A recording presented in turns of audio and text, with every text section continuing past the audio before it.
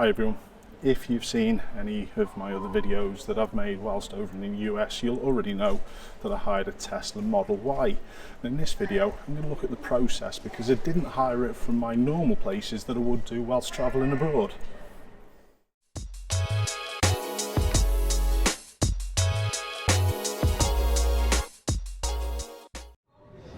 Usually when I'm out of the UK and I need to drive, I hire a vehicle from one of the recognised companies, and I usually go off Google reviews and also price. But in this video I decide to hire a vehicle from Turo, the car sharing marketplace.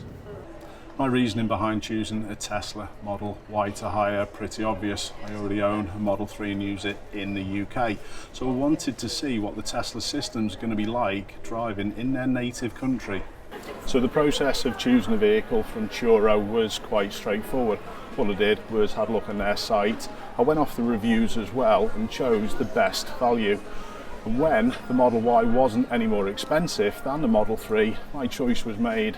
When booking, there were a few extras that I decided to take out, and that's in case I had a collision or there was damage to the vehicle while I was over there. And this effectively reduced my excess from $3,000 to only $500, but it was quite expensive.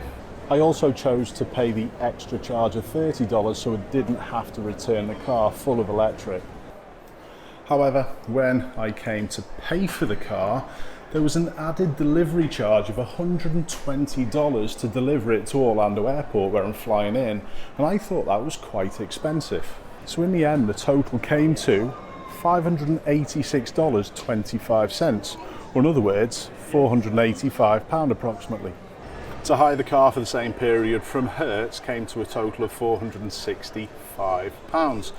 But there were a few extras that I probably would have taken at the rental car counter, which would have put the price probably around about the same as Turo. So at this point, while I'm still in Manchester, I've got no idea whatsoever what my experience was like. I don't even know how to pick the car up. I'm suspecting I'm going to be able to unlock it from the app. But we'll pick this up when I get to Orlando.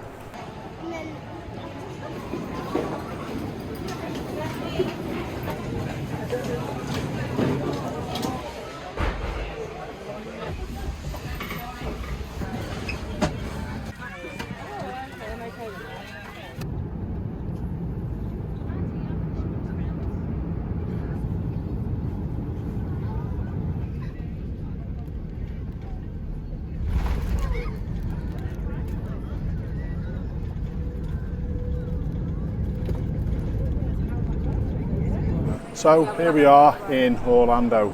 Now we've got to try and find a car. I'm going to have a look on the app and see where it sends me.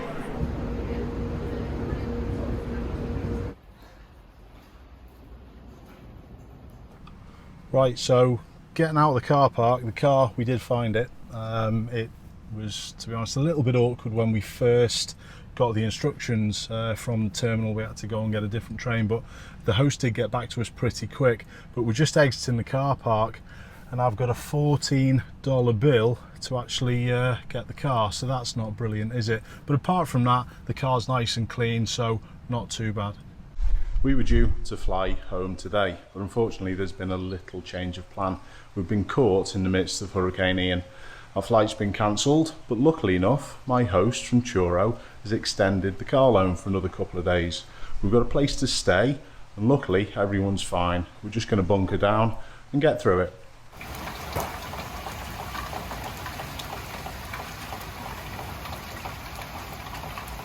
So we're out the other side of the storm. It's the following morning. It's just tracked south of Orlando where we are, and to be honest, last night wasn't too bad. I know it may have been different for other people. Let's go and check the car out.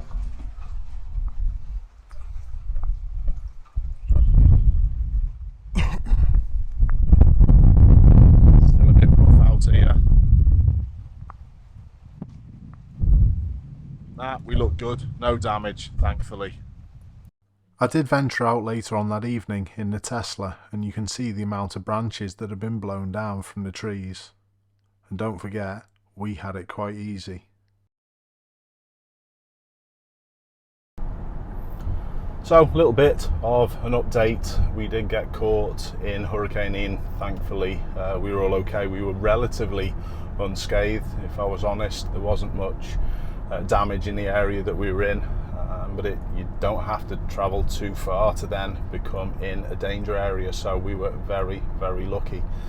However, I did extend the Turo car hire for a couple of days, but our flight isn't till 2 days later, and this car wasn't available. I was told on the app as well that it was a possibility that they could get us another car, but having this opportunity put in front of me to try out a Hertz rental, that's what I've done. So we're heading back to Orlando Airport to drop this car back off. I'm going to pick up the same vehicle, a Tesla Model Y from Hertz. So we've got an hour to get there, so we'll pick it up again when we're there. So that's the car dropped off. All you do when you leave the car is take photos of all the sides. You take photos of the actual display to check the mileage and the battery level, and literally you go on the app, you lock the car, and I've just sent my host a message. So all in all, a pretty easy job. Now let's go and find my other car from Hertz.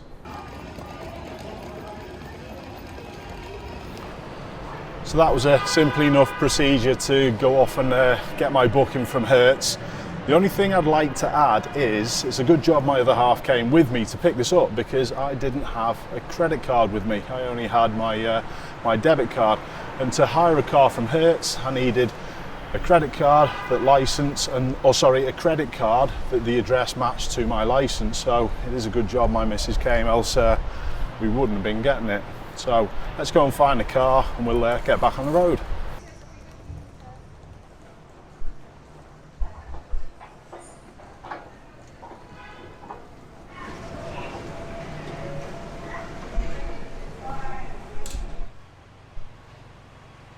That's fine.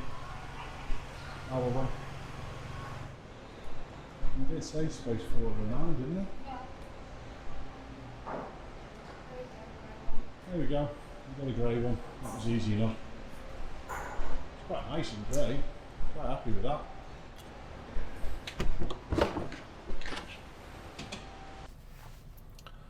So we're nearly back at the villa. Just a little thought, I've had to change to a different rental car company. I've had to go with Hertz because my Turo rental wasn't available. I know there was a possibility that I could have got another car from Turo, but here's a question: if it had rented from Hertz in the first place, would my extension have been easier? I think so. What about you? So this is final day. We're on our way back to Orlando Airport. The trip over has been effectively doubled because we got obviously stuck within the midst of Hurricane Ian.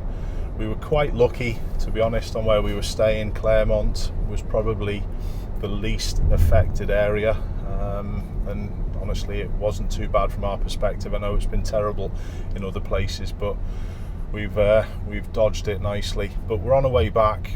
This Tesla that I've got from Hertz, it's obviously exactly the same.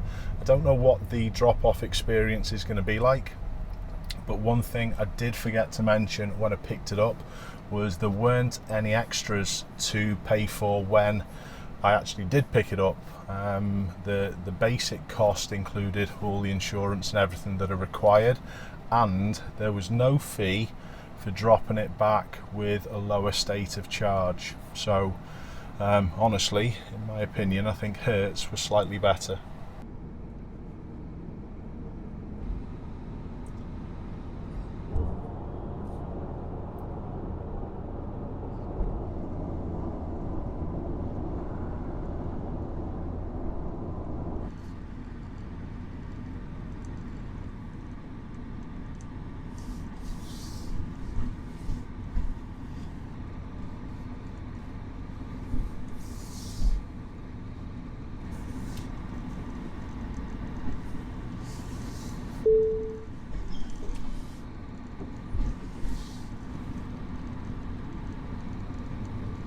Yeah, it was excellent.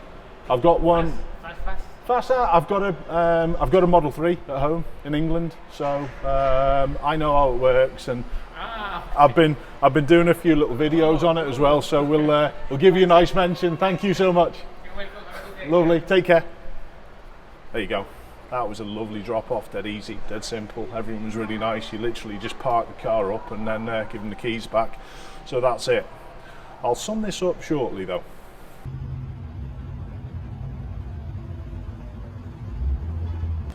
So that's us done. Car's all given back. There was a little bit of a question that I posed to one of the customer service representatives, that if I found that I had to drive somewhere to a different part of the country, could I return that car? And it was probably not with the Tesla, but with other cars I could have done it. But that's what you're going to get with a bigger company. You've got those options. So for me, I'll probably stick to Hertz or something similar in the future. Thanks a lot for tuning in, and I'll see you soon.